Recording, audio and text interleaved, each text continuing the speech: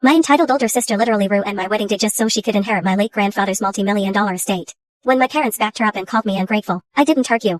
I just went to the bank, cut off their trust funds, and gave her 30 days to pack her bags from the luxury condo I own. Here is how it happened. Visual suggestion, fast-paced gameplay or satisfying ASMR video. I'm 26, a successful software architect, and unlike my 29-year-old sister, Sarah, I've worked for every single penny I have. Sarah has always been the golden child. She's never held a job for more than 3 months. She's deeply in debt, and my parents have spent her entire life cleaning up her messes. To keep the peace, I even let Sarah live in a luxury downtown condo that I bought as an investment property. She pays zero rent, and honestly, she treats it like a garbage dump. The only person who saw through her manipulation was our grandfather. Before he passed away last year, he left his massive lakefront estate and 70% of his wealth directly to me because he knew I'd manage it wisely. Sarah and my parents got a small trust fund, and they've been bitter about it ever since. Last weekend was my wedding. My beautiful fiancé, Jessica, and I spent over a year planning it.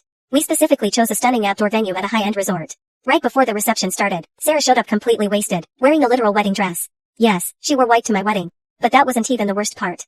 During the speeches, she grabbed the microphone, completely uninvited. She looked at our 200 guests and screamed, "My brother is a fraud. He manipulated our dying grandfather into giving him the family fortune while I'm starving." She then threw a glass of red wine directly onto Jessica's custom wedding gown, ruining it completely, and smashed our 5-tier wedding cake onto the floor. Security dragged Sarah out kicking and screaming, but the damage was done.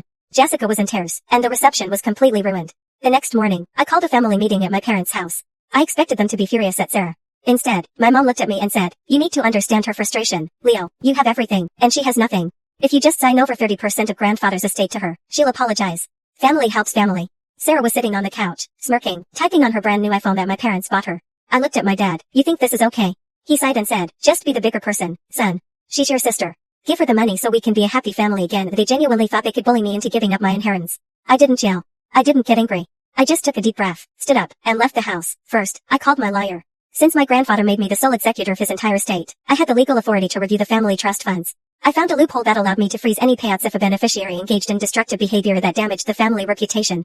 Next, I drove straight to the condo where Sarah was living. I used my master key, walked in, and found the place trashed, empty takeout boxes and luxury shopping bags everywhere. I took a formal legal document out of my briefcase and taped it right to her bathroom mirror. It was an official 30-day notice to quit and vacate the premises. An hour later, my phone exploded. Sarah was screaming into the voicemail, crying that she was going to be homeless. My mom called me a heartless monster who was destroying the family.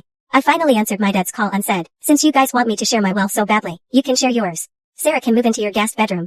Oh, and by the way, I froze her trust fund payouts for the next 2 years to pay for Jessica's room and wedding dress and the damage she did to the venue. My dad went completely silent. Reality finally hit him. It's been a week. Sarah is currently packing her bags into garbage bags, and my parents are realizing they can't afford to fund her lifestyle anymore on their own retirement savings. Jessica and I are currently booking a first-class honeymoon to Maldives using the money I saved from Sarah's frozen fund. Am I the bad guy for finally cutting off my toxic sister?